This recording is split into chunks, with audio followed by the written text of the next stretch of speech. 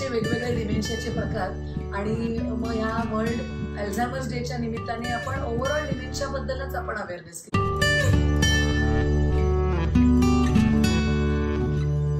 नमस्कार मित्रांनो, आज वर्ल्ड अल्झायमर्स डे आहे आणि त्या निमित्ताने आपण अल्झायमर्स विषयी थोडी चर्चा करणार आहोत. अल्झायमर्स नक्की काय आहे याबद्दल माहिती घेणार आहोत. तर आपल्यासोबत आहेत डॉक्टर पूर्णिमा गौरी, नमस्कार. जे न्यूरोलॉजिस्ट आहेत, मेंटर आहेत आणि आर्टिस्ट आहेत. तर अल्झायमर्स म्हणजे नक्की काय, हे सगळ्यात बेसिक प्रश्न. हो, तर अल्झायमर्स डिझीज हे एका आजाराला नाव दिलेलं गेलेलं आहे ज्याच्यामध्ये मेन प्रॉब्लेम असतो स्मृतिभ्रंश. म्हणजे स्मृतीवर परिणाम होतो आणि हळूहळू आपल्या मेंदूच्या ज्या पेशी असतात त्या गळून पडायला लागतात आणि त्यामुळे मेंदूची जी फंक्शनल जागा आहे ती कमी कमी व्हायला लागते आणि म्हणून मग आपली ॲबिलिटी जी आहे, हायर फंक्शन्स जे आहेत त्यांच्यावर परिणाम होतो आणि मग त्याला नाव दिलेलं गेलेलं आहे की अल्झायमर्स डिझीज. मराठीत त्याला स्मृतिभ्रंश म्हणू शकतो आपण. डिमेन्शियाचा हा प्रकार आहे. आता तुम्ही डिमेन्शिया बोललात. हो. डिमेन्शिया आणि अल्झायमरला बऱ्याच वेळेला एकत्र म्हणजे मिक्स केलं जातं. हो, तर ह्याच्यात नक्की फरक काय? तर डिमेन्शिया म्हणजे ही ब्रॉड अम्ब्रेला आहे. डिमेन्शिया म्हणजे डिमेन्शिया, मेंटेशन म्हणजे आपली बुद्धिमत्ता, कॉग्निशन ह्यालाच मेंटेशन असं म्हटले, जसं सायकोलॉजीमध्ये तुम्ही शिकलात. कॉग्निशन म्हणजे जगाला समजण्याची पात्रता आणि त्याच्यावर ॲक्शन घेण्याची पात्रता, त्यालाच मेंटेशन हे नाव दिलेलं आहे. तर जेव्हा मेंटेशन जातं त्याला आपण म्हणतो डिमेन्शिया. तर डिमेन्शिया ह्या स्थितीमध्ये आपली ही जी काय हायर फंक्शन्स आहेत, म्हणजे आपलं जजमेंट, आपलं प्लॅनिंग अँड एक्झिक्युशन, आपल्याला सकाळी काय जेवलो ते लक्षात ठेवणं, शाळेत कधी गेलो, कुठच्या शाळेत गेलो, म्हणजे past memory, recent memory, immediate recall, आत्ता जे काय चाललंय आपलं, तू कुठचा प्रश्न विचारलास हे मला कळलं पाहिजे ना, तर ते कळणं. तर हे स्मृतीचे प्रकार झाले. स्मृतीचे इतर पण प्रकार आहेत ज्याच्यामध्ये आहे प्रोसिजरल मेमरी, म्हणजे चहा कसा बनवायचा, सायकल कशी चालवायची, कपडे कसे घालायचे, ही प्रोसिजरल मेमरी झाली. चालायचं कसं, चालणं ही पण एक क्रिया आहे, त्यामुळे क्रियेबद्दलची मेमरी. एपिसोडिक मेमरी म्हणजे तू किती वाजता आलीस, तू आलीस तर मी दार उघडलं तेव्हा काय बोललो, किंवा मग आपण कॉफी किती वाजता प्याली, किती जणांनी कॉफी प्याली, ही एपिसोडिक मेमरी झाली. मग सिमॅन्टिक मेमरी म्हणजे शब्दांबद्दलची स्मृती. तर स्मृतीबद्दल मधले कुठचेही घटक जेव्हा जातील तेव्हा त्याला 2पेक्षा जास्त घटक जेव्हा जातात आपल्या हायर फंक्शन्सचे तेव्हा त्याला डिमेन्शिया असं आपण म्हणतो. आणि अल्झायमर्स डिझीज हा डिमेन्शियाचा एक प्रकार आहे. इतर प्रकार आहेत लिव्ही बॉडी डिमेन्शिया, म्हणजे पार्किन्सन्समध्ये जो दिसतो की सोबत भास असतात, ऐकण्याचे भास किंवा दिसण्याचे भास, आणि त्याच्यासोबत पार्किन्सन्सचे साईन्स आणि सिम्पटम्स असतात. मग आहे फ्रंटो टेम्पोरल डिमेन्शिया, जिथे फ्रंटल लोब आणि टेम्पोरल लोब यामध्येच जास्त ॲट्रोफी दिसते आणि मग तिथे बिहेवियर प्रॉब्लेम्स जास्त असतात. अगदी बेभान बेसावध वागणं होतं त्या व्यक्तीचं आणि त्याच्यामध्ये मग पॅरानोइया पण असू शकतो, संशय घेणं वगैरे ही या गोष्टी येऊ शकतात. मग व्हॅस्क्युलर डिमेन्शिया म्हणजे ज्यांना डायबिटीज आहे, ब्लड प्रेशर आहे, त्यांना मग काय होतं की अनेक छोटे छोटे डॉट्स तयार होतात, किंवा सेरेब्रल व्हॅस्क्युलायटिस, सेरेब्रल अँजायटिस नावाचे पण आजार असतात, मग ज्याच्यात अनेक छोटे छोटे डॉट्स तयार होतात मेंदूमध्ये, छोटे छोटे छोटे स्ट्रोक्स तयार होतात. आणि मग मल्टिपल इन्फार्क्ट स्टेट किंवा स्मॉल वेसल इस्किमिक डिझीज अशी स्थिती मेंदूमध्ये तयार होते आणि मग त्याच्यामुळे गतिमंदता येते ब्रेनची, कारण एवढ्या सगळ्या जागा मग नीट काम नाही करू शकत, तर गतिमंद ब्रेन होतो. मग याला म्हटलं गेलेलं आहे व्हॅस्क्युलर डिमेन्शिया. आणि अल्झायमर्स डिझीज म्हणजे सगळाच ब्रेन एकाच वेळेला हळूहळू हळूहळू श्रिंक व्हायला लागतो. त्यामुळे अनेक ॲबिलिटीज अशा पॉकेट्समध्ये, कम्प्युटरच्या कशा अनेक ड्राईव्ज असतात तशा ब्रेनचे पण आपले अनेक लोब्स आहेत आणि मग अनेक लोब्समध्ये अनेक पॉकेट्समध्ये ते श्रिंकिंग किंवा न्यूरो डिजनरेशन असं त्याला म्हटलेलं आहे. ॲपॉप्टॉसिस असं नाव आहे त्याचं. ॲपॉप्टॉसिस म्हणजे प्रोग्राम सेल डेथ, म्हणजे एखादी सेल, एखादी पेशी त्याची वेळ झाली तर ती निसटूनच जाते, गळून पडते तिथून. Program cell death, apoptosis. तर ह्या क्रियेमुळे अल्झायमर्समध्ये ग्लोबल ॲट्रोफी होते, म्हणजे चारी दिशांनी तो श्रिंक व्हायला लागतो ब्रेन आणि मग अनेक कौशल्य एकाच वेळेस कमी कमी व्हायला लागतात. तर अल्झायमर्समध्ये ग्लोबल इम्पेअरमेंट होते आणि ही हायर फंक्शन्सची आपल्या. असे प्रकार आहेत सगळे डिमेन्शियाचे. पण अल्झायमर्स डिझीजला सर्वात कॉमन मानलं गेलेलं आहे. मला असं वाटतं की आता पुन्हा नव्याने जर रिसर्च झाला तर व्हॅस्क्युलर डिमेन्शियाचं भारतामध्ये आपण ते पण प्रमाण बरंच बघतो. फ्रंटोटेम्पोरल डिमेन्शिया ज्याला रेअर मानलं जात होतं पूर्वी, त्याचेही बरेच पेशंट्स आजकाल आपण बघतो. तर अल्झायमर्स डेच्या निमित्ताने आपण सगळ्याच डिमेन्शियाच्या बद्दल अवेअरनेस करणार आहोत. तर ह्याची एज रेंज काय आहे नक्की? डिमेन्शिया कधीपासून सुरू होतो किंवा कधी सुरुवात व्हायला चालू होतं? आता ओव्हर द एज ऑफ 65 ह्याचं प्रमाण वाढतं. अबाव 80 ह्याचं प्रमाण अजून जास्त वाढतं. पण अर्ली ऑनसेट डिमेन्शिया पण आपण 50s मध्ये सुद्धा बघतो. म्हणजे माझे स्वतःचेच असे काही पेशंट्स आहेत की ज्यांचा मिड 50s मध्ये सुरू झाला डिमेन्शिया. अदरवाईज साधारण 65च्या पुढे जास्त प्रमाणात आढळून येतो आणि 80च्या पुढे तर अनेक लोकांना, म्हणजे ओव्हरऑल पूर्ण जगात 55 मिलियन लोकांना डिमेन्शिया आहे असं मानलं जातं. तर अशी काही स्पेसिफिक एज नाही आहे की याच एज नंतर तो सुरू होईल आणि पुष्कळदा लोकांचा तो सुरू झालेला असतो पण तो लपतो. फसवा आजार आहे हा. कारण सुरुवातीला लोकांना वाटतं की वयोमानामुळेच होतंय फक्त आणि मला पण होतंय तर तू विसरतेस तर त्याच्यात काय एवढं, अशाच गप्पा सिनियर्समध्ये बरेचदा होत असतात. जसं तुम्ही वयोमानाचं बोललात, तेच मला म्हणायचं होतं की वयोमानाने जो विसरभोळेपणा वाढतो किंवा विसरणं वाढतं ते आणि डिमेन्शियाचं कसं आपण फरक करू शकतो त्याच्यामध्ये? हा खूपच महत्वाचा प्रश्न आहे. कारण हे जर लोकांना कळलं तर त्यांना कळेल की डॉक्टरकडे जायचं कधी. सुरुवात जेव्हा होते डिमेन्शियाची तेव्हा तो वाटू शकतो की वयोमानामुळे होणारा विसरभोळेपणा आहे. ठीक आहे. पण ARMI किंवा ARCI, age related memory impairment किंवा एज रिलेटेड कॉग्निटिव्ह इम्पेअरमेंट, तर हे तिथल्या तिथेच घुटमळत राहतं. म्हणजे 6 महिन्यापूर्वी मी अमुक गोष्टी विसरत होते, आत्ता सुद्धा मी त्याच गोष्टी विसरते नेहमी. की चष्मा कुठे ठेवला, पर्स घेतली की नाही, लाईटचं बटन स्विच ऑफ केलं होतं की नाही, या कॉमनली विसरल्या जाणाऱ्या गोष्टी आहेत. ॲबसेंट माइंडेडनेसमध्ये पण ह्याच गोष्टी होतात. किंवा मल्टीटास्किंग आपण इतकं करतो ना आजकाल, त्या मल्टीटास्किंगमुळे पण इतक्या फाईल्स डोक्यात एकाच वेळेस ओपन असतात की आपण एखादी गोष्ट विसरतो. मग लॉक केलं की नाही मी घर, आणि मग किंवा या खोलीत मी कशासाठी आले, मग परत खुर्चीवर जाऊन बसलं की आठवतं हां मी तिथे सॉसची बाटली आणायला गेले होते. तर ह्या गोष्टी एज रिलेटेड मेमरी इम्पेअरमेंटमध्ये येऊ शकतात. याने रोजचं जे जीवन आहे माझं, ADL, activities of daily living, ह्याच्यामध्ये बाधा येत नाहीये. कारण शेवटी मी खुर्चीवर जाऊन बसल्यावर मला आठवतंय ना सॉसची बाटली, किंवा लिफ्टपर्यंत पोचल्यावर मला मनात विचार येतो की लॉक केलं की नाही, निदान विचार तर आला, तशीच मी गेली तर नाही ना निघून. किंवा गॅस बंद केला की नाही, विचार तर आला ना, की आठवलं तर गॅस चालू केला होता आणि बंद केला की नाही. मग मी ते परत येऊन बघीन. मग मल्टीटास्किंगमुळे जर माझं हे झालं असेल तर पुढच्या वेळेस मी दक्षता घेईन की आपण गॅसचं विसरतो बरं का, पौर्णिमा बंद केलास ना गॅस बंद केलाय, असं मग मी रिव्हिजन करून मग घरातनं बाहेर पडेन. तर ह्याला आपण एज रिलेटेड मेमरी इम्पेअरमेंट म्हणू शकतो. ह्याने डे टू डे लाईफ मध्ये अडथळे होतील पण प्रॉब्लेम्स नाही येणार की काहीतरी एरर झालाय, माझं फायनान्शियल डीलिंग चुकलं, असं नाही होणार. आणि ते 6 महिने झाले तरी तितकंच विसरतीये, 2 वर्ष झाली तरी मी तितकंच विसरतीये, वाढलं नाही. डिमेन्शियामध्ये रिलेंटलेसली प्रोग्रेसिव्ह, न थांबता वाढत जाणारा हा आजार आहे. म्हणजे 6 महिने झाले मी पूर्वी फक्त गॅस आणि किल्ली विसरत होते, आता मी कपडे कसे घालायचे ते मला विसरायला होतंय, उलट सुलट कळेन असं झालंय. चष्मा घेतला नाही, मी चष्मा लावते हे मला कळेन असं झालंय, मला वाचता येत नाही, मला कळत नाहीये. किंवा मला लिफ्टपर्यंत गेल्यावरती कळत नाही गाडी मी डावीकडे पार्क केली की उजवीकडे पार्क केली. म्हणजे वाढला माझा प्रॉब्लेम आणि मला आता हेल्पची गरज लागायला लागली. किंवा एखाद्याला ब्लँक चेक देऊन दिला, हे झालंय माझ्या पेशंट्सच्या सोबत की कोणीतरी दारावर डोनेशन मागायला आलं तर त्या काकांनी ब्लँक चेक दिला होता त्यांना. तर हे फायनान्शियल एरर्स व्हायला लागले. तर ह्याला मग आपण डिमेन्शिया, कारण अडथळे नाही नुसते, प्रॉब्लेम्स नाही नुसते, मोठे प्रॉब्लेम्स व्हायला लागले, तर ह्याला मग आपण डिमेन्शिया म्हणतो की वाढत जाणारा प्रॉब्लेम. आणि activities of daily life, purposeful life जे माझं मी जगतेय त्याच्यामध्ये अडथळे आणि प्रॉब्लेम्स आणि मोठे प्रॉब्लेम्स व्हायला लागले. मग असा आपण फरक करतो ARMI किंवा ARCI, एज रिलेटेड विसरभोळेपणा आणि डिमेन्शियामध्ये. Dementia is much more severe. तर मॅम मला असं विचारायचं होतं की अल्झायमर्स ह्याची लक्षणं काय आहेत, आपण कसं ओळखायचं?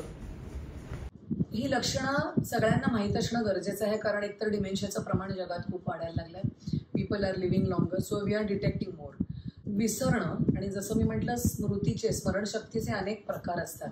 दैनंदिन गोष्टी विसरायला होणं, लोकांची नावं विसरायला होणं, आपण काय केलंय ते विसरणं, सकाळी काय खाल्लं, परवा काय खाल्लं, कुठे गेलो, तर एपिसोड्स, इव्हेंट्स ज्या आपल्या आयुष्यात झाल्या त्या विसरणं. त्याच्यानंतर रस्ते विसरणं, म्हणजे काही आणायला मी गेले आणि परत येताना कळतच नाही की आता मी घरी परत कसं जायचं. ठीक आहे, तर रस्ते विसरणं, ह्याला व्हिज्युअल स्पेशल मेमरी असं म्हणतात. मग प्रोसिजरल मेमरी म्हणजे एखादी क्रिया करणं कसं, जसं मी म्हटलं की चहा बनवणं, गाडी स्टार्ट करणं. ठीक आहे, म्हणजे आपल्याला ज्या सोप्या गोष्टी वाटतात त्याही खरं कॉम्प्लेक्स असतात. जेव्हा डिमेन्शिया होतं तेव्हा कळतं.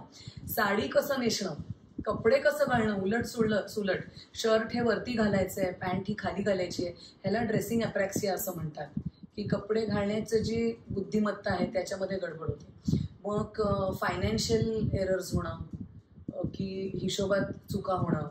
मग त्याच्यानंतर आपले जे प्रोफेशन आहे त्याच्यामध्ये पण एरर्स होऊ शकतात, प्रोफेशन रिलेटेड, कारण तिकडे पण म्हणजे आता समजा मी डॉक्टर आहे तर डायग्नोसिसमध्ये मला वेळ जरी जास्त लागायला लागला तर that can also be a kind of a clue. ठीक आहे, एखादा जर बँकर असेल तर त्याला हिशोबामध्ये सुद्धा गडबड व्हायला लागू शकते, मग that is also a clue. त्यानंतर वागण्यामध्ये फरक पडणं, एस्पेशली फ्रंटोटेम्पोरल डिमेन्शिया किंवा लिव्ही बॉडी डिमेन्शिया, वागण्यामध्ये जर फरक पडायला लागला तर दॅट कॅन ऑल्सो बी, म्हणजे जी शाय व्यक्ती होती ती जास्त बेभान व्हायला लागली आहे, किंवा जी बिनधास्त आणि फ्रेंडली व्यक्ती होती ती स्वतःमध्ये इन्व्हॉल्यूट व्हायला लागली आहे. बोथ दीज म्हणजे change in personality can also be a clue की ह्या व्यक्तीला ॲक्च्युली डिमेन्शिया सुरू झालेला आहे. हॅल्युसिनेशन्स हा जो भाग आहे हा एस्पेशली लिव्ही बॉडी डिमेन्शियामध्ये आपण खूप बघतो. भास होणं, पॅरानॉइड डिल्युजन्स पण म्हणजे संशय घेणं. मग कॉमनेस्ट सिम्पटम जो माझ्याकडे येतो एस्पेशली स्त्रियांमधला, की त्या बायकांवर, काम करणाऱ्या बायकांवर खूप अति जास्त संशय घ्यायला लागतात आणि घरातल्या बायका खूपदा बदलाव्या लागत आहेत, can also be one of the symptoms that माझ्या तरी ह्याच्यामध्ये. आणि एस्पेशली केअर गिव्हिंगसाठी केअर टेकर जेव्हा ठेवायला लागतो आणि मग त्यांच्यावर पण मग ते संशय घ्यायला लागतात. This can become an extremely troublesome symptom in dementia. तर संशयीपणा नव्याने निर्माण होणं हा पण एक सिम्पटम असू शकतो. तर बेसिकली जे आपले हायर फंक्शन्स आहेत ना, आपली बुद्धिमत्ता, जजमेंट, प्लॅनिंग, एक्झिक्युशन. आता एका पेशंटचा सिम्पटम होता असा की 2 लोक येणार होती जेवायला आणि त्या बाईंनी 10 लोकांचं जेवण बनवून ठेवलं. तर प्लॅनिंग अँड एक्झिक्युशनमध्ये सुद्धा एरर्स होतात. किंवा 2च जण होते जेवायला, नवरा बायको घरी, आणि तिने 5 लोकांचं जेवण बनवून ठेवलं. तर लॉस ऑफ जजमेंट हे सुद्धा डिमेन्शियाचं लक्षण असू शकतं. सो मॅम तुम्ही म्हणालात की अल्झायमर हे एक प्रोग्रेसिव्ह डिझीज आहे, हे वाढत जातं. तर प्रोग्रेशन म्हणजे नक्की काय? प्रोग्रेशन म्हणजे आपण अक्रोड बघतो ना, एखादा अक्रोड असं टम्म गुबगुबीत असतं, टेस्टी एकदम, तर तो आपला नॉर्मल ब्रेन धरला आपण. आणि एखादा अक्रोड जे असतं ते एकदम असं सुकून गेलेलं असतं, तो आहे अल्झायमर्सचा ब्रेन किंवा डिमेन्शियाचा ब्रेन. तर त्या पेशी सगळ्या गळून पडलेल्या असतात. पेशी गळून पडल्या म्हणजे काय, ज्या आपल्या कम्प्युटर, आपला ब्रेन नावाचा जो कम्प्युटर आहे नॅचरल, त्याच्यामधल्या हार्ड ड्राईव्ह संपल्या, करप्ट झाल्या त्या. तर त्यामुळे तर त्या काय एकदम नाही होत, काही भस्कन असा तो डिमेन्शिया होत नाही. एक पेशी गळून पडते, एक पेशी गळून पडते. तर असा हा प्रोग्रेसिव्ह प्रकार आहे. तर सुरुवात होते थोड्या थोड्या विसरभोळेपणाने. तर ह्याला आपण म्हणतो सब क्लिनिकल स्टेज, म्हणजे पेशंटला लक्षात पण येत नाही की मी विसरतोय. ठीक आहे, आणि कदाचित त्यांच्यासोबत काम करणाऱ्या व्यक्तींना लक्षात येतं की अरे सरांच्या थोड्या हॅबिट्स बदलल्या, किंवा मॅडमच्या थोड्या हॅबिट्स बदलल्या, किंवा घरातल्या मेडला लक्षात येईल की ताईंची सवय बदलली थोडीशी. तर ह्याला सब क्लिनिकल स्टेज म्हणतो, की साधारणपणे आजूबाजूच्या लोकांना ती लक्षात येत नाही. मग तो विसरभोळेपणा वाढतो, एरर्स वाढतात आणि मग जास्त विसरायला लागतं प्रमाण, आणि रोजच्या आयुष्यामध्ये छोटे छोटे प्रॉब्लेम्स निर्माण व्हायला लागतात. मग कदाचित घरातली व्यक्ती किंवा ती व्यक्ती स्वतः डॉक्टरकडे जाते. फॅमिली डॉक्टरकडनं हे मिस होऊ शकतं, कारण सुरुवातीच्या स्टेजला असं गप्पा मारण्यामध्ये पण तो समजून येत नाही प्रॉब्लेम. मग अजून सिम्पटम्स वाढतात, एरर्स वाढतात. एखाद्या वेळेस ते काका किंवा काकू घरी येताना रस्ता विसरतात, शेजाऱ्यांना सापडतात, घरी येऊन आणून त्यांना सोडलं जातं आणि मग विचारलं जातं काय झालं. मग ते म्हणतात नाही मला कळलंच नाही एकदम कुठे जायचं ते, एकदम मी विसरूनच गेलो. मग अशा वेळेस त्या पेशंटला आणलं जातं डॉक्टरकडे आणि मग आम्ही इव्हॅल्युएशन करतो, ट्रीटमेंट सुरू करतो. आणि मग तरीसुद्धा तो, कारण ह्याला थांबण्याची ट्रीटमेंट अजून फुलप्रूफ आलेली नाही आहे. रिसर्च भरपूर चाललाय पण अजून सुरू नाही झाली आहे ट्रीटमेंट. तर मग हे सगळं पुढे पुढे वाढत जातं आणि जे पर्पजफुल लाईफ ते जगत होते ते मग शक्य होत नाही. पण तरीसुद्धा ते आपलं आपलं काम जे करत होते ते करू शकतात. म्हणजे आंघोळ करणं, कपडे घालणं, जेवण करणं, आवराआवर करणं, एवढं ते मॅनेज करू शकतात. मग हळूहळू तो आजार अजून वाढत जातो आणि हळूहळू म्हणजे कसं ओव्हर मंथ्स होतं हे. हळूहळू महिन्यांवर म्हणजे दर 3-4 महिन्यांमध्ये काहीतरी ॲडिशनल डेफिसिट निर्माण झालेलं असतं, अजून एखादं कौशल्य गळून पडलेलं असतं. आणि मग त्यानंतर मग ती व्यक्ती डिपेंडंट व्हायला लागते, रोजच्या आयुष्यासाठी डिपेंडंट व्हायला लागते. काही जण जेवल्याचं पण विसरतात आणि काही जणांना भूक पण लागेनाशी होते. म्हणजे दोन्ही बाजूनी दोन्ही प्रकारचे सिम्पटम्स तयार होतात. आणि मग हे अजून जेव्हा वाढत जातं तेव्हा ती व्यक्ती आपल्या केअर गिव्हरवर, आपल्या केअर टेकरवरती डिपेंडंट व्हायला लागते. आणि डिपेंडन्सी वाढल्यावरती ती सुद्धा प्रोग्रेसिव्ह स्टेज आहे. आधी पार्टली डिपेंडंट असतात, म्हणजे काही क्रिया करू शकतात, आंघोळ करतील पण कपडे घालता येणार नाही, ताट वाढून घेता येणार नाही पण वाढलेल्या ताटामध्ये जेवता येईल. हळूहळू जेवताना सुद्धा त्यांना वरण भाताला अवघड जातं, पोळी भाजी खाऊन घेतील पण वरण भात स्लिप होतो, मग चमचा पण थोड्या दिवसांनी अवघड व्हायला लागतो. तर डिपेंडन्सी आधी पार्शियल डिपेंडन्सी असते, मग हळूहळू कम्प्लीट डिपेंडन्सी व्हायला लागते. कम्प्लीट डिपेंडन्सीमध्ये पण सुरुवातीला पेशंट चेअर बाउंड असतात, हळूहळू ते बेड बाउंड होतात. तर अशा प्रकारे हा रिलेंटलेसली म्हणजे अथक प्रोग्रेसिव्ह आहे. सध्या तरी रिसर्च भरपूर चालू आहे. आत्ताच FDA काही ड्रग्ज अप्रूव्ह केलेले आहेत काही वर्षांपूर्वी आणि त्यांच्या ट्रायल्स चालू आहेत. माझे काही NRI पेशंट्स त्याच्या अंडर एनरोल्ड सुद्धा आहेत, जे कॅनडात किंवा US मध्ये राहतात, ते त्या ट्रायल्समध्ये एनरोल्ड पण आहेत. पण अजून ह्याचे आपल्याला इफेक्ट्स कसे येणार आहेत हे अजून कळलेलं नाही. It is steel in research stage आणि म्हणूनच आपल्याला डिमेन्शियाबद्दल समजून घेणं तितकंच महत्त्वाचं आहे. मॅम, ह्याच्यासोबत अजून एक गोष्ट महत्वाची की हे प्रोग्रेशन आहे तर बऱ्याचदा फक्त विसरभोळेपणा ह्याच्याकडे जास्त लक्ष दिलं जातं. पण त्याच्यामुळे होणारे सायकोलॉजिकल प्रॉब्लेम्स की त्यांना शर्ट घालता येत नाहीये त्यांची चिडचिड, त्यांना जेवता येत नाहीये ती चिडचिड, त्याच्याबद्दल वाईट वाटणं, ह्याच्याकडे असं बऱ्याचदा दुर्लक्ष केलं जातं. बिलकुल दुर्लक्ष केलं जातं, कारण it is too much to deal. आणि हेल्थकेअरमध्ये एस्पेशली भारतामध्ये तेवढा वेळ नाही आहे की देता यावा वेळ. आणि म्हणूनच सायकोलॉजिस्टची जास्त महत्त्वाची भूमिका असणार आहे याच्यामध्ये पुढे. काही जणांनी बडी सिस्टम सुरू केली आहे. तर सायकोलॉजिकल प्रॉब्लेम्स हे अनेक आहेत. डिप्रेशन हे सेकंडरीली येऊ शकतं डिमेन्शियाच्या व्यक्तीला, जेव्हा त्यांना कळतं की आपण हे विसरतोय. इन्साईट जेव्हा प्रिझर्व्ड असते तेव्हा त्यांची पर्सनॅलिटी हिरावून घेतली गेली आहे ना त्यांच्याकडनं. माझ्या स्मृती हीच माझी पर्सनॅलिटी आहे, हु ॲम आय. जेव्हा मी सांगते तेव्हा मी ह्या शाळेत गेले, मी या कॉलेजमध्ये, तेच मी जर विसरले तर पर्सनॅलिटी हिरावून घेतली जाते. तर definitely it is a kind of a complex grieving mechanism आणि त्याच्याशी कोप करणं हा एक प्रोसेस आहे. आणि न्यूरोलॉजिस्टकडे तेवढा वेळच नाही आहे. त्यामुळे सायकोलॉजिस्टची भूमिका खूप मोठी होणार आहे याच्यामध्ये. आणि नुसतंच पेशंटला नाही, ऑफकोर्स अँझायटी पण येते की मी आता विसरते, मी परवा अजून विसरणार आहे याच्यापेक्षा जास्ती. मग माझे आजूबाजूचे लोक कसे माझ्याबरोबर वागतील, मग माझा गैरफायदा कोणी घेईल का, म्हणजे पॅरानोया आहे आणि त्यात पुन्हा अँझायटी असणार आहे. तर of course depression, anxiety are inbuilt. आणि मग ह्याच्यासोबत नुसतंच पेशंटला नाही होतंय हे सगळं, care giver is going through their own journey. कारण मी काळजी घेतेय माझ्या आईची किंवा माझ्या बाबांची आणि हे बाबा किंवा हे आई मला ओळखतच नाहीये. That is depressing for me. आणि फ्रंटोटेम्पोरल डिमेन्शिया जर असेल की मी एवढं सगळं करतेय तरी सुद्धा हे बेभानसारखे वागतायत, तरी सुद्धा हे असे करतायत, त्यांना लॉक करून ठेवावं लागतंय मला खोलीमध्ये, किंवा इतकं विचित्र वागणं झालं की पाहुण्यांसमोर ते कसे पण वागतात, कसे पण बोलतात, it can make me very angry. तर हे केअर गिव्हरचे सायकोलॉजिकल इश्यूज तर अजूनच जास्ती भयानक असतात.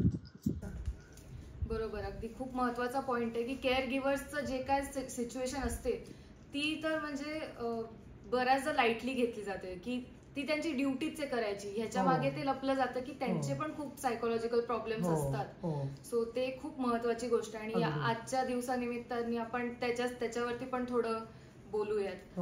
केअर गिव्हर्सच्या बद्दल जे आहे त्यांचे सायकोलॉजिकल प्रॉब्लेम्स वगैरे, सो त्याच्यात ते कसं हँडल करायचं त्यांनी, त्यांच्यासाठी काही तर पहिली गोष्ट म्हणजे केअर गिव्हर्सना ही जाणीव व्हायला पाहिजे की त्यांना मदतीची गरज असते आणि त्यांना सायकोलॉजिकल प्रॉब्लेम्स येऊ शकणार आहेत आणि they should reach out for help.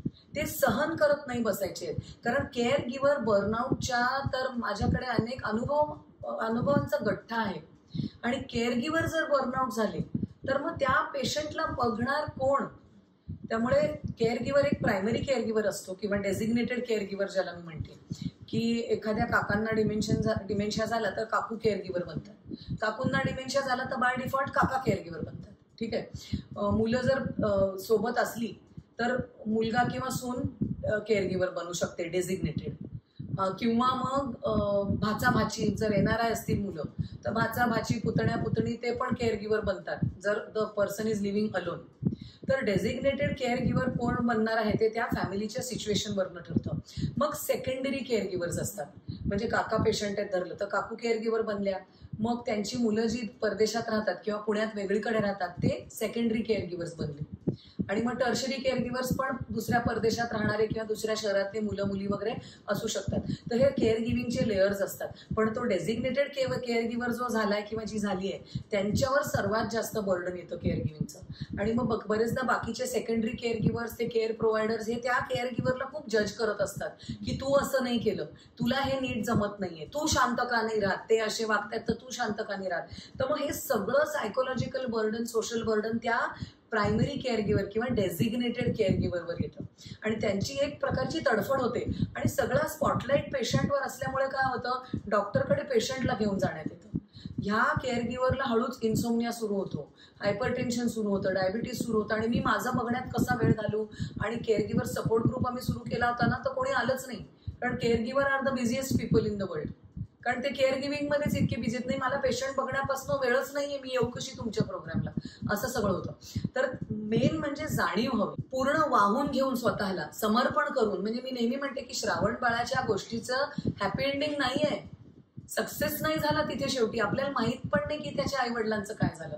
पूर्ण समर्पण केलं होतं त्याने स्वतःचं आईवडिलांच्या केअर गिव्हिंगसाठी, पण it is not a happy story, it's a tragic story. तर त्यामुळे केअर गिव्हरने स्वतःची, जे फ्लाईट अटेंडंट म्हणतात की दुसरों का मास्क लगाने से पहले अपना मास्क ठीक करो, केअर गिव्हरची पहिली रिस्पॉन्सिबिलिटी स्वतःच्या हेल्थकडे नक्कीच असते. आणि of course care giving is an important process. It requires a lot of compassion, it requires a lot of energy, effort, attention, हे सगळंच लागतं. आणि मग त्यामुळे secondary care givers, it should be a team work. Care giving should be a team work, should not be one person's responsibility. आणि तर share करून देणं, गोष्टी डेलिगेट करून देणं, हेल्प घेणं, मदत घेणं हा एक महत्वाचा भाग आहे. आणि स्वतःचा हेल्थ चेकअप करून घेणं अतिशय महत्वाचं आहे. आणि मग ह्या सेकंडरी आणि टर्शरी केअर गिव्हर्सना सुद्धा माहिती पाहिजे, केअर प्रोव्हायडर्स एस्पेशली जे दुसऱ्या शहरात किंवा दुसऱ्या देशात राहत असतील त्यांना ही जाणीव पाहिजे की आई तू पण तुझा चेकअप करून घेऊन जाऊन ये. आणि शहरात आता हेल्थ सिस्टम्स पण खूप निर्माण झाल्या आहेत की आईबाबांबरोबर काका काकूंना हॉस्पिटलला नेणारे सुद्धा काही एजन्सीज आहेत की आम्ही हॉस्पिटल व्हिजिट करून आणू तुमच्या काका काकूंची. तर ती हेल्प घेतली पाहिजे. You should avail help which is available. अगदीच हेल्प तर घेतलीच पाहिजे, कारण असा विचार करणं की ही आपली ड्युटी आहे हे चुकीचं नाहीये, पण इथे विसरून जाणं की आपलं पण काहीतरी आहे आणि आपल्याला त्यात वाहून नाही जायचंय. कारण जर आपल्यालाच काहीतरी झालं तर आपण त्यांची काळजी तरी कशी घेणार. सो हे खूप महत्वाचा पॉइंट आहे केअर गिव्हर साठी. आणि केअर गिव्हर बर्नआउट असा जो टर्म आहे तर तो मेनली आपल्याला पूर्ण त्या, जसं अल्झायमर्स प्रोग्रेसिव्ह आहे तसा तो बर्नआउट पण प्रोग्रेसिव्ह आहे. ऑफकोर्स अतिशय महत्वाचा पॉइंट आहे सुरभी तू हा काढलेला.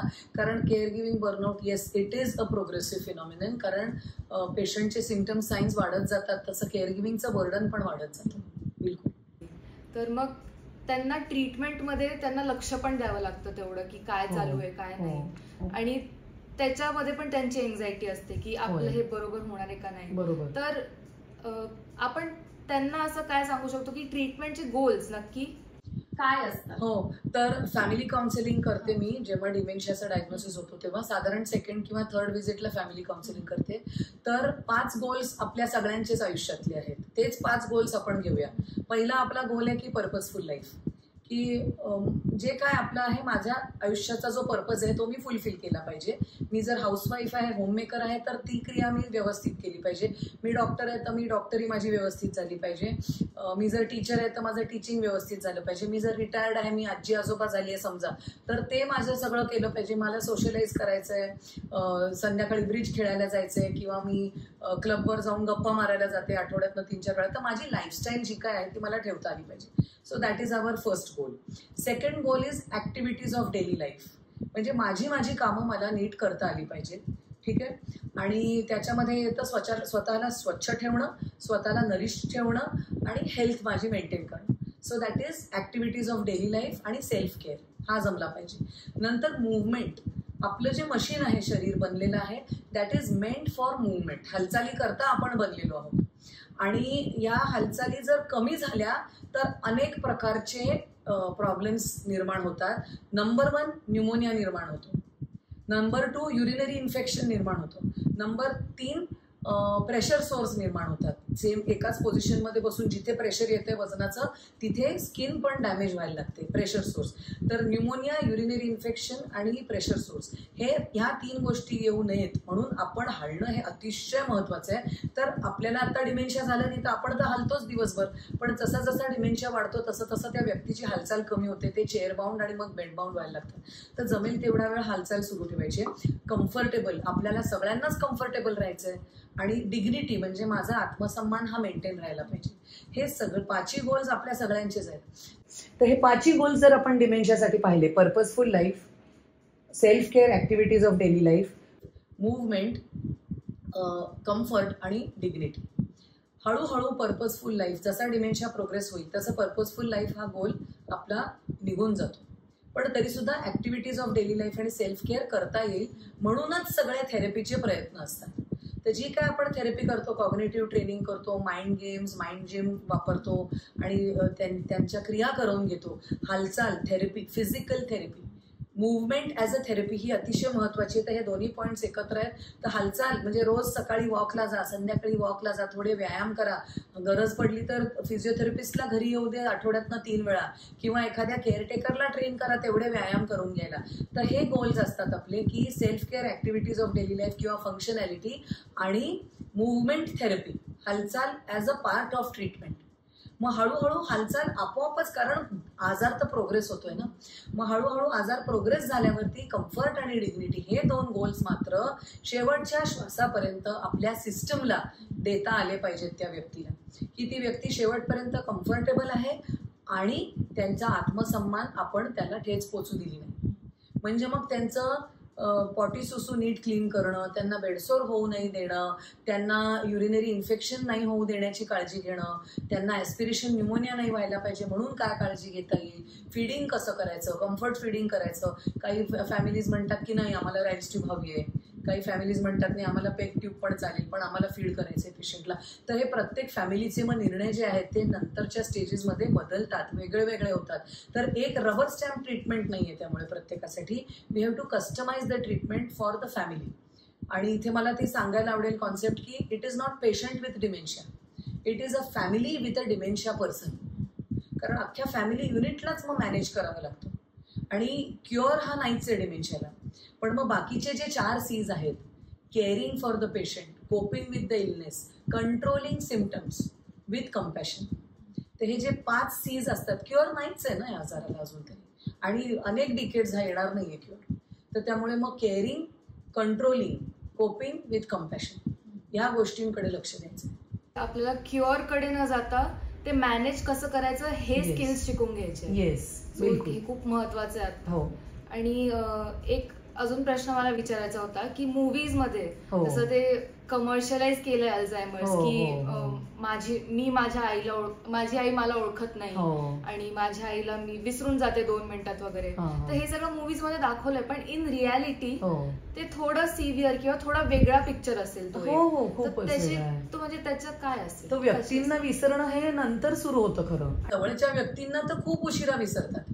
सुरुवातीच्या स्टेजेसला रोज रोजच्या ऍक्टिव्हिटीज मधल्याच काही गोष्टींना विसर पडतो. एस्पेशली डिसओरिएंटेशन टू पर्सन मध्ये जे एकदम प्रायमरी रिलेटिव्ह असतात, म्हणजे स्पाऊस, पेरेंट्सला विसरण्याचा प्रश्नच येत नाही कारण डिमेन्शिया होईपर्यंत पेरेंट्स युजली नसतात. तर स्पाऊसला विसरणं आणि सिबलिंग्सना विसरणं आणि मुलींना विसरणं हे खूप नंतर होतं. एक मजेदार गोष्ट इथे आहे, म्हणजे समजा मी 80 वर्षाची झाल्यावर मला जर डिमेन्शिया झालं, पण मला जो माझा मुलगा आठवतोय तो माझा 15 वर्षाचा मुलगा आठवतोय. तर मी जेव्हा 80 वर्षाची होईन तेव्हा माझा मुलगा असणार आहे 50 वर्षाचा. तर तेव्हाचा तो जो व्यक्ती आहे तो मला आयडेंटिफाय नाही होतोय माझा मुलगा म्हणून, कारण मला माझा 15 वर्षाचा मुलगा लक्षात येतोय, कारण ती 50 वर्षाचा झाला माझा मुलगा, ही फाईल करप्ट जाईल. तर त्यामुळे मला तो मुलगा आठवतोय शरीर यष्टी वाईज, चेहरेपट्टी वाईज. त्यामुळे बरेचदा फोटो अल्बम मध्ये मी ओळखीन मुलाला, पण समोर आला तर मला वाटेल हा कोण मनुष्य आला 50 वर्षाचा. तर त्यामुळे पण कधी कधी हे एरर्स होतात. तर त्या हार्ड ड्राईव्ह मध्ये तो जुना फोटो असतो किंवा जुन्या व्यक्तीचं व्यक्तिचित्र असतं आणि हा बदललेला म्हणून. घरांबद्दल पण तेच होतं. नवीन घर आहे, रिनोव्हेट झालंय, ही जॉग्रफी लक्षात नाही येते मला ते जुनं घर आठवते जिथे इथे खिडकी होती, इथे किचन होतं, इथे फ्रीज असायचं. हे कुठे मला तुम्ही घेऊन आलात? मला आपल्या घरी न्या. This is such a common symptom. तर हे ते घर नाहीच आहे, हे विसरायला झालंय. कारण हार्ड ड्राईव्ह मध्ये ते 1970 मधलं घर लक्षात आहे, हे आता 2025 मध्ये कुठे घेऊन आलात? हे आपलं घरच नाहीये. Very common symptom. आणि हे सगळं मूवीज मध्ये दाखवायला त्यांच्याकडे वेळ नाहीये. जसं स्ट्रोकला ठराविक पोस्चर मध्ये दाखवतात, तसं डिमेन्शियामध्ये मैं कहा हूं, तुम कौन हो, इथपर्यंत ते दाखवतात. तेच, कारण तुम्ही पण आता एक्झाम्पल देताना बोलले की फायनान्शियल पण बऱ्याचशा अशा गोष्टी आहेत ज्याच्यामुळे त्रास होतो लोक. These are major errors.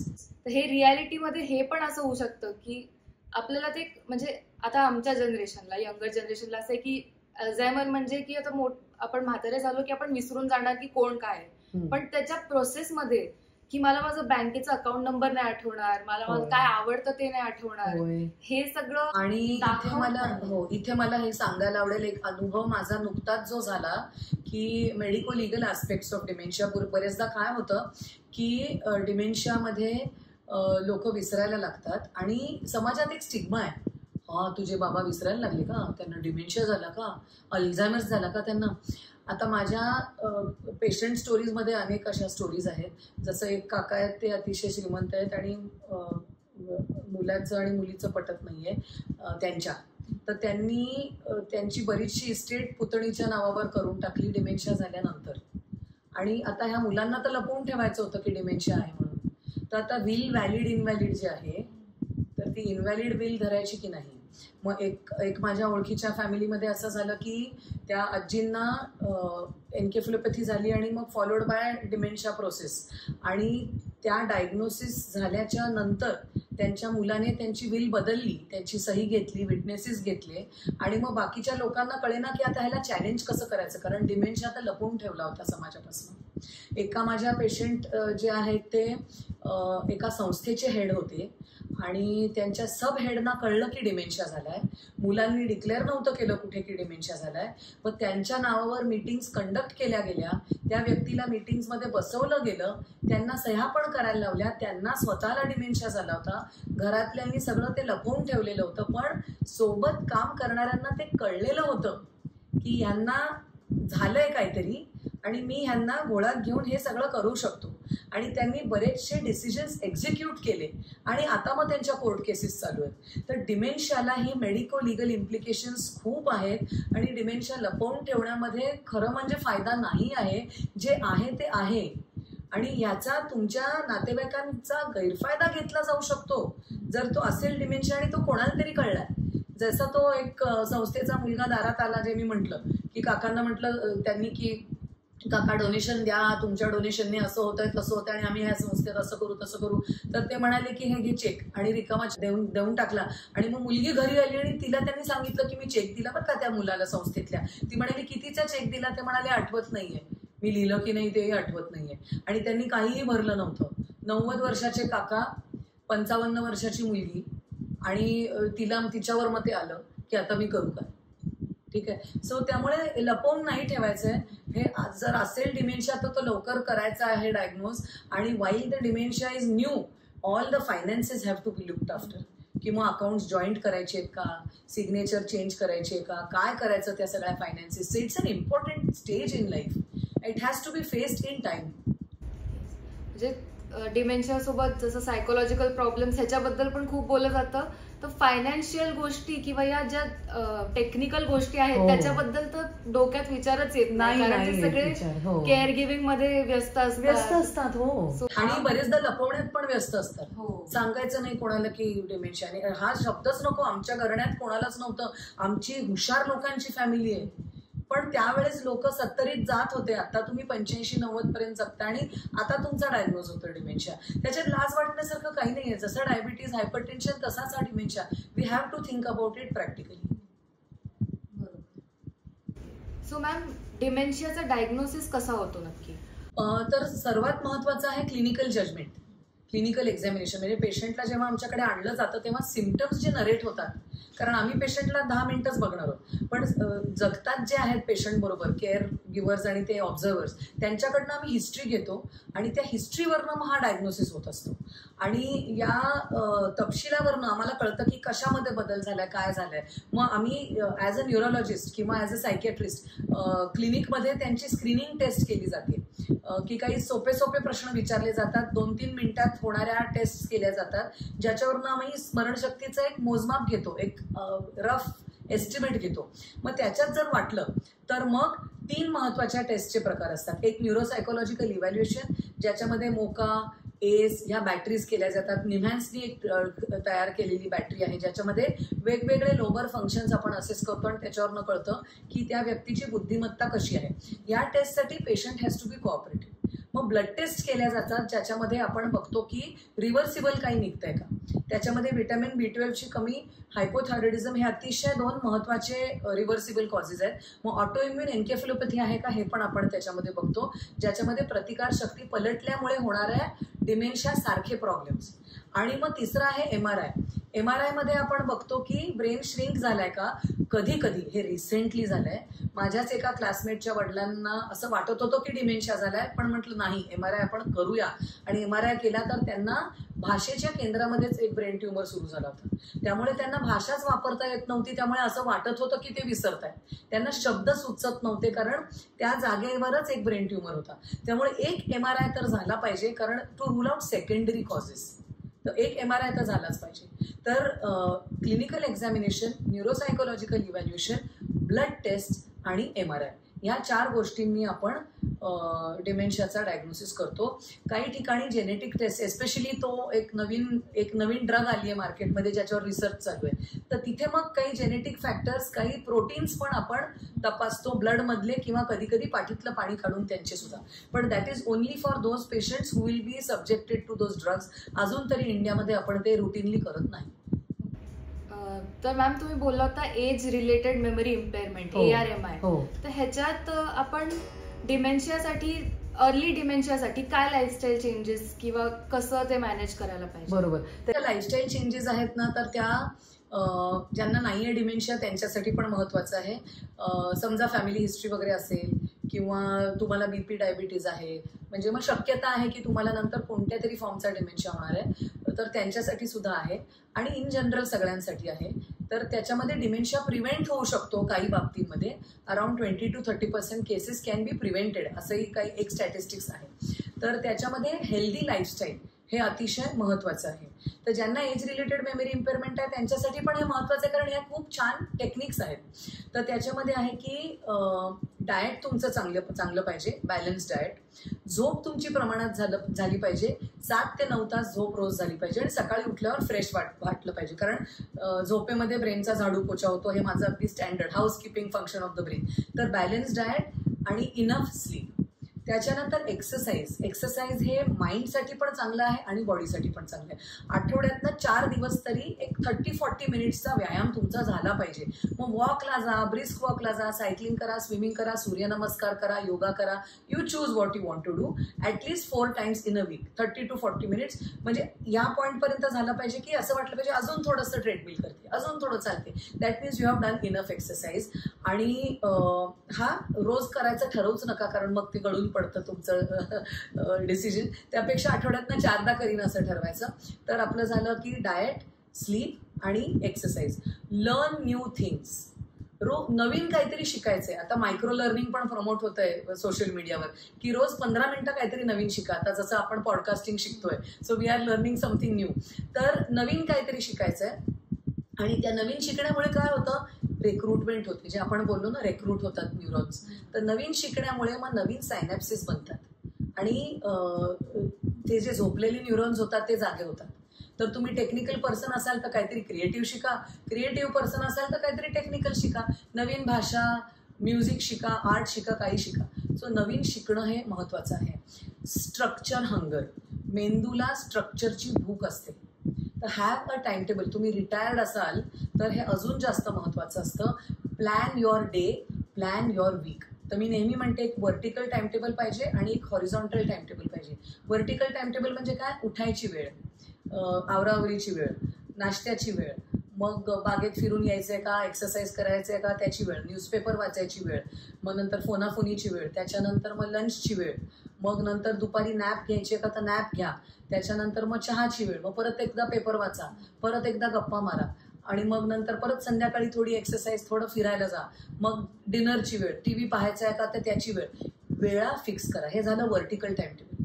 आणि हॉरिझॉन्टल टाइम टेबल म्हणजे सोमवारी सकाळी एक वेगळी क्रिया करा. कपाट आवरलं कपड्यांचं, सोमवारी संध्याकाळी मंदिरात जाऊन आले, मंगळवारी सकाळी किराणा काय आणायचे त्याची यादी केली, मंगळवारी संध्याकाळी माझ्या मित्रमैत्रिणींना फोन कॉल्स केले. तर even if you are having a retired life, you should have a structure for the day, structure for the week. आणि रिटायरमेंट असली तरी रविवारी सुट्टी घ्यायची या टाइम टेबलपासून. म्हणजे एक अनस्ट्रक्चर्ड दिवस असला पाहिजे. मेमरी मध्ये ते आपल्याला शाळेत कसं कळायचं आज रविवार आहे, कारण सुट्टीचा दिवस होता. सुट्टीनंतर पहिला दिवस म्हणजे सोमवार, सुट्टीनंतर दुसरा दिवस म्हणजे मंगळवार. आज पीटीचा पिरियड आहे, आज बुधवार आहे, आज क्राफ्टचा पिरियड आहे, आज खूप मजा करणार होता पण आज गुरुवार आहे. तर त्यामुळे ऍक्टिव्हिटी बेस्ड दिवस लक्षात राहतात. आजकाल टीव्हीवर पण रोज त्याच सिरियल असतात, त्यामुळे लक्षात नाही राहत. चाचणी कभी बहु ती 9 वाजता दिसणार आहे ते रोज, मग त्याच्यामुळे मंडे ट्युजडे वेडनेसडे लक्षात नाही राहत. त्यामुळे दिवस लक्षात ठेवायला ती एक ऍक्टिव्हिटी वेगळी करायची. कॅलेंडर असलं पाहिजे समोर, घड्याळ असलं पाहिजे, नुसतंच मोबाईलवर नका. These are passive reminders. इतके वाजलेत, आज ही तारीख आहे, तर हे पॅसिव्ह रिमाइंडर्स असले पाहिजे. आणि मग ज्यांना एज रिलेटेड मेमरी इम्पेअरमेंट आहे त्यांच्यासाठी थोडेसे अजून टिप्स की रोज काय करायचं आहे. सकाळी एक चेकलिस्ट बनवा, रात्री झोपायच्या आधी त्याला टिक करा. एक व्हाईटबोर्ड किंवा ब्लॅकबोर्ड असू दे जिथे तुम्ही ते लिहिताय आज करायच्या गोष्टी, म्हणजे येता जाता दिसणार की अरे आज बुधवार आहे, आज संध्याकाळी माझ्या कझिन्सना फोन करायचा आहे, किंवा आज गुरुवारची सकाळ आहे म्हणजे US मधल्या मुलीला मला व्हिडिओ कॉल करायचा आहे. तर हे असं लिहून ठेवायचं आहे. So there are many ways in which this can be handheld. आणि प्रिव्हेन्शनसाठी घ्यायचं आहे. ॲज सेड की 2014चा रिपोर्ट होता की 25% केसेसमध्ये dementia can be prevented, especially multi infarct dementia. त्यामुळे yes, there is all news is not bad news. So आज world Alzheimer डेच्या निमित्ताने आपला हा पॉडकास्ट झाला, ज्याच्यामध्ये आपल्याला बरीच माहिती मिळाली आणि बऱ्याच गोष्टी कळल्या ज्या आपल्याला माहिती नव्हत्या. सो तुम्हाला व्हिडिओ आवडला असेल तर नक्की लाईक करा, शेअर करा. आणि हा आमचा पहिला पॉडकास्ट, पहिल्यांदाच आम्ही असे ट्रायल करतोय, तर काही चुका झाल्या असतील तर ते चांगल्या मनाने मानून घ्या. आणि पुढच्या वेळेपासून आम्ही ट्राय करू की अजून चांगलं बेटर पॉडकास्ट तुमच्यासाठी आणू. असेच अजून चांगले चांगले टॉपिक्स.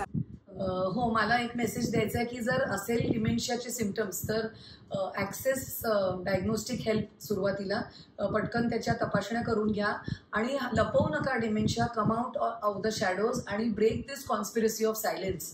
ह्याच्याबद्दल जे चालू आहे तसं नको आहे आपल्याला. आणि जर आपण त्याच्याबद्दल बोललो तरच मदत मिळणार आहे. जर आपण बोललोच नाही तर मदत कशी करणार सिस्टम आपल्याला. So break the conspiracy of silence, come out in the open, become aware and take help. So like करा, फॉलो करा आणि शेअर करा. आणि तुमचे काही फीडबॅक्स असतील ते कमेंटमध्ये आम्हाला सांगा. आम्ही नक्की वाचू आणि आम्ही नक्की ते पुढच्या व्हिडिओमध्ये इनकॉर्पोरेट करू.